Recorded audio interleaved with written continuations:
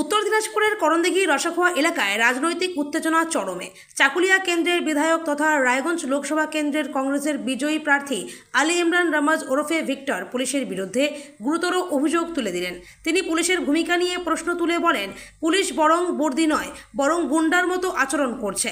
গত শুক্রবার করণদিঘি থানার অন্তর্গত দিঘালগাঁও হাটখোলায় এক কর্মসূচিতে অংশ নিতে এসেছিলেন বিধায়ক গৌতম পাল, কিন্তু এলাকায় উন্নয়নের প্রশ্ন তুলতেই ক্ষুব্ধ হয়ে ওঠেন তিনি।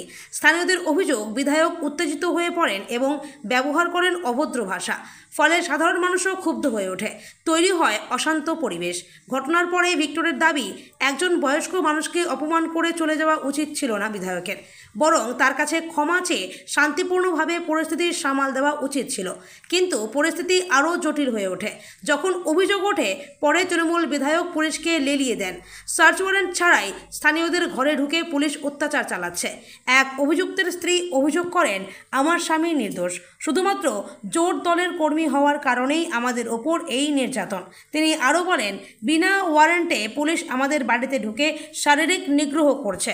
এই ঘটনাকে কেন্দ্র করে রাজনৈতিক উত্তেজনা তুঙ্গে করণদিঘি ব্লকের রসাখোয়াতে। প্রশাসনের ভূমিকা নিয়েও উঠছে প্রশ্ন, পুলিশ কি রাজনৈতিক চাপে কাজ করছে নাকি আইন নিজের পথে হাঁটছে? আজকে আমরা এই দিঘলগাঁওতে এসেছি, যেহেতু এখানে দুদিন আগে একটা ঘটনা ঘটেছে। আমাদের করণদিঘির মাননীয় বিধায়ক গৌতম পাল মহাশয় এখানে এসেছিলেন।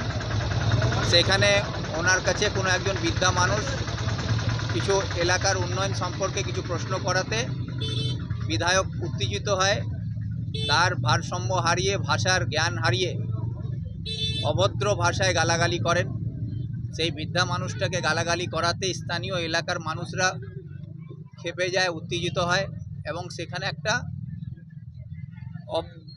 একটা পরিস্থিতি খারাপ হয়। সেই পরিস্থিতি যখন খারাপ হয় তখন মাননীয় বিধায়কের উচিত ছিল সেই বৃদ্ধা মানুষের কাছে ক্ষমা চেয়ে নিজের ভুল স্বীকার করা এবং এলাকার মানুষকে শান্ত করে সবাইকে নিয়ে একটা পরিবেশটাকে সুস্থ করে এখান থেকে যাওয়া উচিত ছিল। কিন্তু উনি যে কাজটা করলেন, এটা একটা জনপ্রতিনিধির দায়িত্বহীন যে আছেন উনি, সেটা প্রমাণ করে যে ওনার কোনো দায়িত্ব জ্ঞান নেই এবং জনগণের মত নিয়ে, জনগণের সমর্থন নিয়ে যে বিধায়ক হয়েছেন তার প্রতি তার কোনো দায়িত্ব জ্ঞান বোধ নেই। যেন উনি চলে যাওয়ার পর উল্টো পুলিশকে লেলিয়ে দেওয়া হলো সাধারণ গ্রামবাসীদের উপরে। এবং আজকে পুলিশ আমাদের মা বোন এবং সাধারণ গরিব খেটে খাওয়া মানুষদের উপরে অত্যাচার করছে। রাতের অন্ধকারে পুলিশ এখানে আসছে, রাত্রে মহিলারা বাড়িতে থাকছে, তাদের বাড়িতে ডাকাতের মতন পুলিশ এসে বাড়িতে ঢুকছে।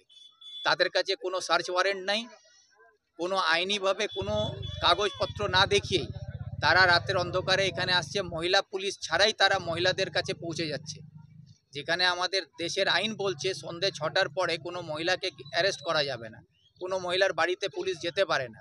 আর গেলে কোনো মহিলা পুলিশ ছাড়া, কোনো মহিলা পুলিশের কাছে, মহিলা পুলিশ ছাড়া মহিলার কাছে পুলিশ যেতে পারে না।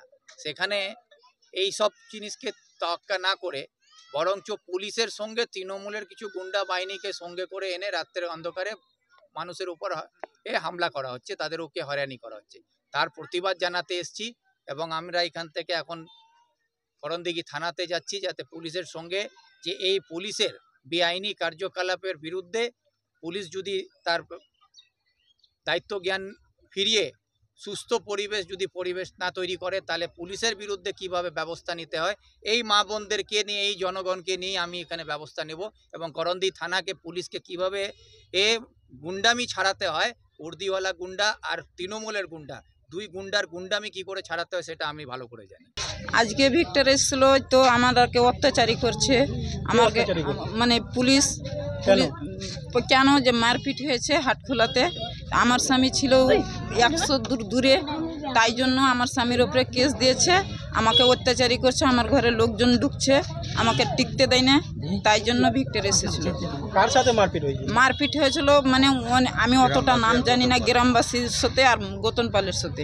তো গ্রামবাসী মানে অনেকটি লোক ছিল হাটের সময়, তো অনেকটি লোক বাদ দিয়ে আমার স্বামীকে অত্যাচারী বেশি করছে।